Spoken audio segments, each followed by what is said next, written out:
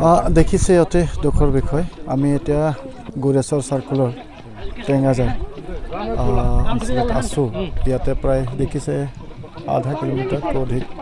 ইয়াতে বান খহাইছে যাৰ কাৰণে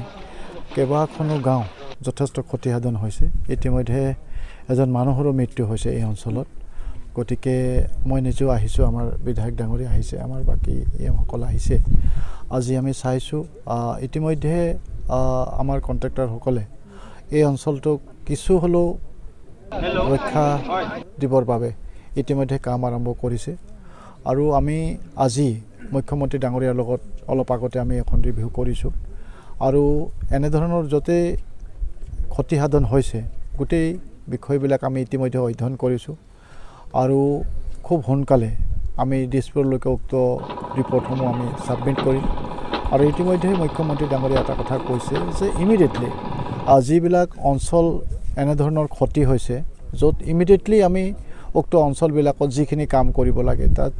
জিঅ' বেগ দিব লাগে তাত পাকুপাং দি পেলাই ৰক্ষা কৰিব লাগে ইমিডিয়েট কৰাৰ কাৰণে তেওঁ ইতিমধ্যে আজি যিটো ভিচি আছিলে তাতে তেওঁ কৈছে তো গতিকে আমি আশা কৰিছোঁ যে যিবিলাক অঞ্চল ইতিমধ্যে এনেধৰণৰ মাথৰি ভাঙি পেলাই গাঁওসমূহত পানী সোমাইছে সেই অঞ্চলবিলাকত যাতে অতি শীঘ্ৰে আমি এটা টেম্পৰী ব্যৱস্থা কৰিব পাৰিম আমি সদ্যহতে পানী কম হৈ গ'লে নিশ্চয় আমি পাৰ্মানেণ্ট ব্যৱস্থা এটা কৰিব পাৰিম ইয়াতে ৱাটাৰ ৰিচোৰ্চৰ মানুহ ইতিমধ্যে আহিছে আমি ৱাটাৰ ৰিচোৰ্চক আমি ইতিমধ্যে অৱগত কৰিছোঁ যিবিলাক অঞ্চল ইতিমধ্যে ক্ষতিসাধন হৈছে ইয়াৰ এটা উপযুক্ত তেওঁলোকে যাতে অধ্যয়ন কৰে এটা ছাৰ্ভে কৰে জইণ্টলি আৰু এই ছাৰ্ভেৰ জৰিয়তে যাতে আগন্তুক দিনত ইয়াত এটা স্থায়ী সমাধানৰ কাৰণে তেওঁলোকে যাতে এটা ব্যৱস্থা গ্ৰহণ কৰে তাৰ কাৰণে ইতিমধ্যে আমি অৱগত কৰিছোঁ আৰু মানুহৰ বহু আশা আছে ইয়াতে এই যিবিলাক ইয়াতে যিটো নৈ ইতিমধ্যে আমাৰ ইটো ছাইডত গুচি অহাৰ কাৰণে মানুহে কৈছে যে আমি ইটো ছাইড অলপ খান্দিলে ইয়াৰ যদি সুতটো আমি সেইফালে লৈ যাব পাৰোঁ তেতিয়াহ'লে অলপ সুবিধাজনক হ'ব তো গতিকে এই বিষয়বিলাক আচলতে যিসকল মানে আমাৰ বিভাগৰ যিখিনি মানুহ আছে যিসকলে এইখিনি অধ্যয়ন কৰিছে তেখেতসকলক অৱগত কৰিম যাতে ৰাইজে কোৱাৰ দৰে আমি কিছু পদক্ষেপ গ্ৰহণ কৰিব পাৰোঁ ছাৰ যিটো আপুনি দেখিছে গোটেই মাটিডৰা বালিয়ে পুতি পেলাইছে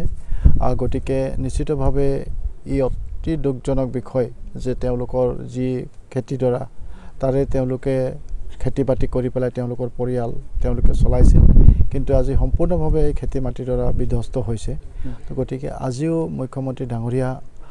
তেখেতৰ ৰিভিউ মিটিঙত এইখিনি কথাও কৈছে যে আমি অতি শীঘ্ৰে অহা 15 তাৰিখৰ আগে আগে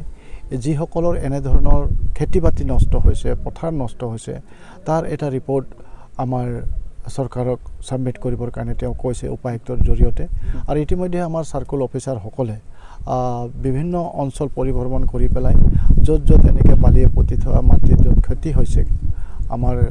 খেতি নষ্ট হৈছে এইবিলাকৰ ছাৰ্ভে ৰিপৰ্ট ইতিমধ্যে আমিও কৈছোঁ অতি শীঘ্ৰে ছাবমিট কৰিব লাগে যাতে সেইসকল দুখীয়া কৃষকসকলক আমি তেওঁলোকৰ কিবা এটা তেওঁলোকক যাতে আমি সকাহ দিব পাৰোঁ চৰকাৰৰ তৰফৰ পৰা তাৰ কাৰণে চৰকাৰে চিন্তা চৰ্চা কৰি আছে